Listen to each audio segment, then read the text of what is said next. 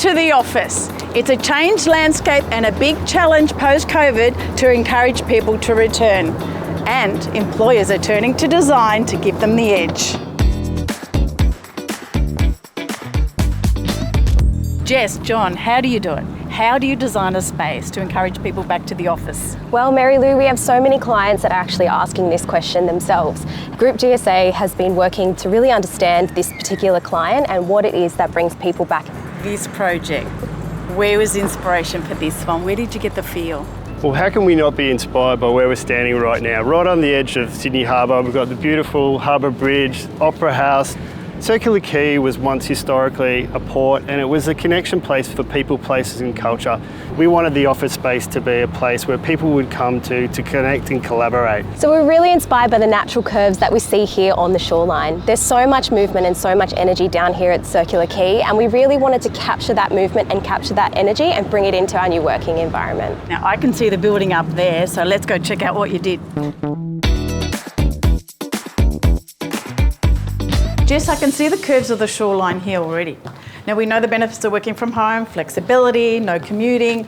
How does the office compete with that? Well, I think it's not really about competing. We know that working from home is here to stay, so it's about actually designing an office that provides alternate spaces to work, places for collaboration, places to connect in person. I think it's about creating a space that people want to come to as an extension of that home environment. This office particularly really puts people first. As you can see, they've got the prime real estate with the desks situated right along the facade. It's pretty spectacular. Beautiful natural daylight. And to support that working environment, we've got supplementary workspaces like the one behind me, which is a business hub. So people can come here to connect face to face, to host clients. The ceiling is so intriguing, but we'll talk more about that later.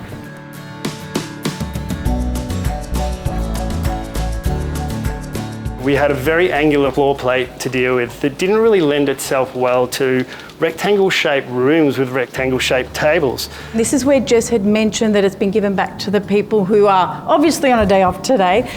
But isn't this where you would normally design a boardroom to capture those views? So we've tucked the boardroom around here, Marylou. We've really created it as a destination, an island within the workplace. What we've created is a non-typical boardroom, which is actually within the work floor. You open up the door here and you open up onto this beautiful space for informal gatherings.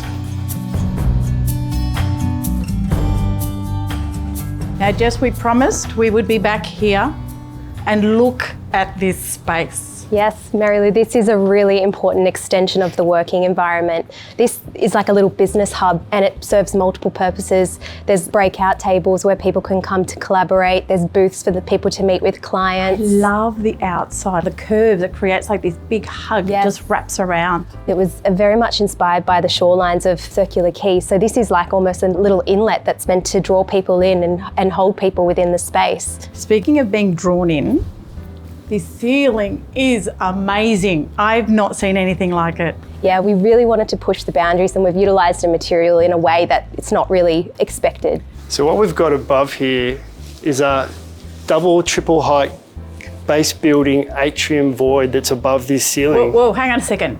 Double, triple height, so from here, it's another level. Yes, so it actually extends up into the next floor. And you weren't tempted to fill it in? You weren't tempted to actually hang pendants? And I think that could have been quite a typical response to hang something in a double height space, but instead we've actually created our own sort of reverse chandelier so that people, once they come into the centre of the space and they look up, they get a whole nother experience that they weren't really expecting.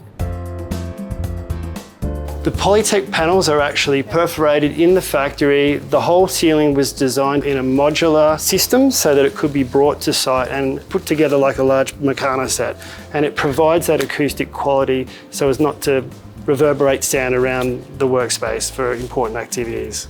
Oh, it looks like a Michelangelo piece of art that somebody's piece by piece put together. There were lots of pieces that went into this ceiling and it was actually really interesting. During the time that we were designing this, the building wasn't even built. So we really had to model this in 3D and use our 3D modelling skill set to actually get an appreciation of how all of these lines would intersect, make sure that it felt people focused and that we did have a really good visual connection to the rest of the office. We are really proud of this project. We're really happy with the way that this ceiling's turned out, the way in which it brings people together. This ceiling feature has attracted attention and already won a national award. Let's face it, working from home is here to stay. But this is the office reimagined, creating experiences and feelings you just can't get at home.